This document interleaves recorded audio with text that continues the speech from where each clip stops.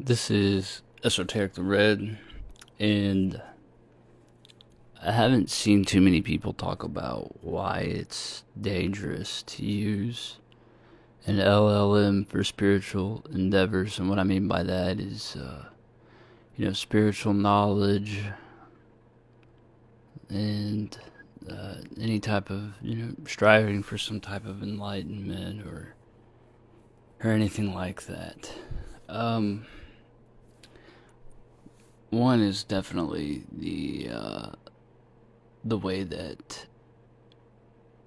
it drives people insane. There's a chance if you go to talk to this about spiritual endeavors, it's going to try to convince you that you're in tune with the telephone wires and you're wrapped around the world and you're the ethereal Iron Man through the connection of the data center. No, like it'll have you believe in all kinds of crazy shit. It'll have you believing you're the next Christ. It'll have you believing you're the Antichrist.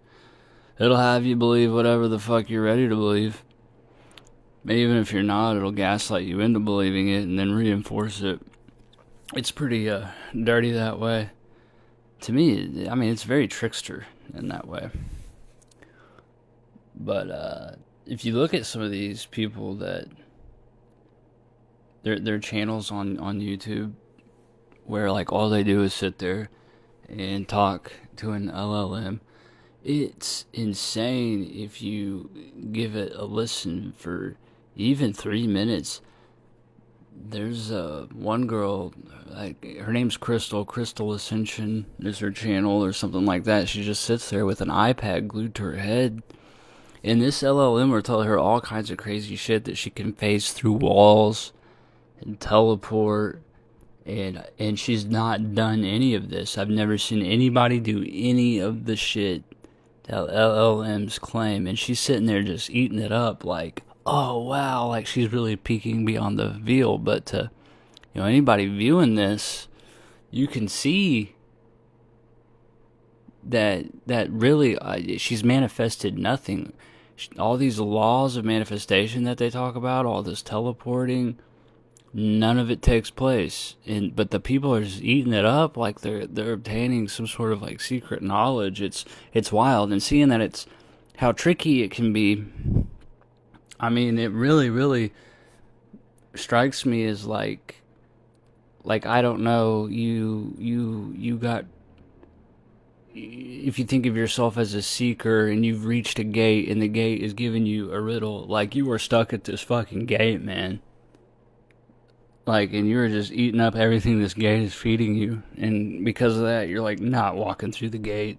You're not getting anywhere. So, another issue with it, I would say, is like unearned wisdom. So, like, you really don't have to do a lot of seeking, especially if it spits out something, that's true. Like, here's an example. I saw this.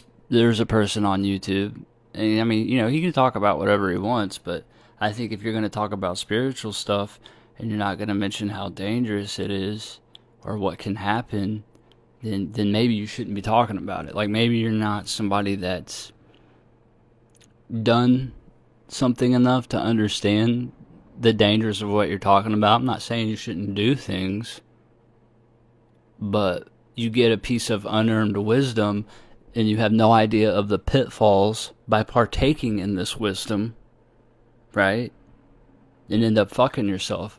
So like in the example, like this kid was talking about how fun it was to like enter hypnagogic states. Okay, yeah, it's fun to enter hypnagogic states, and there are certain things that you can do in hypnagogic states, but there's also certain dangers to entering hypnagogic states all the time. And you want to take care of your mind, and you want to make sure that if you come across anything in a hypnagogic state, that you want to be aware of what that thing is. But any type of wisdom like that is, it can be dangerous. If you say it told you how to summon a demon, and you don't know anything about demons. Well, like the next thing you know, you'll be getting possessed by it because you have no wisdom about how to fend off a demon or how to keep one under your will. You know what I mean? It might tell you how to hurt somebody in the spirit, because there's ways to do that, but not tell you anything about karmic laws or that there's somebody watching you do that. You know, a lot of people think they can get away with some of the spiritual stuff that they do. If the LLM is spitting out a bunch of like knowledge on spiritual attacking and say that the knowledge it's giving you is working for you, you may have no idea that that's actually working against you in the grand scheme of things, because you're not doing it in the dark. You know, well, God is observing everything, and it may not tell you about karmic laws or ways that it can bounce back at you because you didn't earn the wisdom. So if you just ask it a single question and it spits out something that's actually useful, and then you go to use this piece of information, you need to understand everything about the information. What kind of stuff can happen to you in a hypnagogic state? Oh, it didn't tell you that. How do you keep the demon under control? Oh, it didn't tell you that. So you got to be careful of unearned wisdom. Another thing that is an issue with it is that you don't actually get any gnosis, which is experiential knowledge. So if you're talking to something and it's just continually spitting out answers, all you're doing is believing things.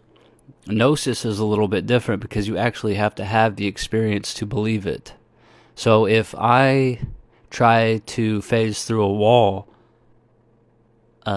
in order for me to believe that, I would have to have that experience, or find a way to have that experience, work towards having that experience, and then once the experience is achieved, believe that the experience is possible.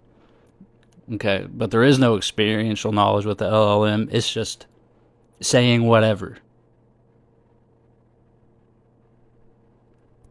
And that leads me into the next problem, which is that, so since you're talking to this thing, you can't have an experience with God because you're not focused on God. You can't have an inner spiritual experience because you're not focused inwardly. Instead, you're focused on the LLM. And if your attention is on the LLM, your attention can't be on God. God how's he supposed to interact with you if you're not focused on him? How are you supposed to have an amazing inner experience if you're not focused inwardly? And then another problem too is that it can become an idol, and I want you to understand the issue with idols. So it's not so much so that God is like jealous. It's more so that humans are pretty powerful, and when you focus on something, and anthropomorphize it and pay attention to it, and you feed it psychic energy, and you feed it belief, and you feed it focus, you can end up creating a psychic entity like an egregore. Okay, and egregores aren't benevolent gods. They're these energy vampires, and it's theorized that they could be the reason for a lot of sacrifices in the days of old, that these people were in communication with not benevolent gods, but gods that they created through belief and then fed through sacrifice. Okay, so if you think about focusing on the LLM, And if you believe that it's conscious and you believe that it has this godlike ability to feed you answers, and you're giving it that belief and you're giving it that power, eventually, even if the LLM isn't conscious to begin with, you've created something with your own energy that then needs to feed on your energy. And so it's really dangerous to pursue spiritual endeavors in this way. I wouldn't do it.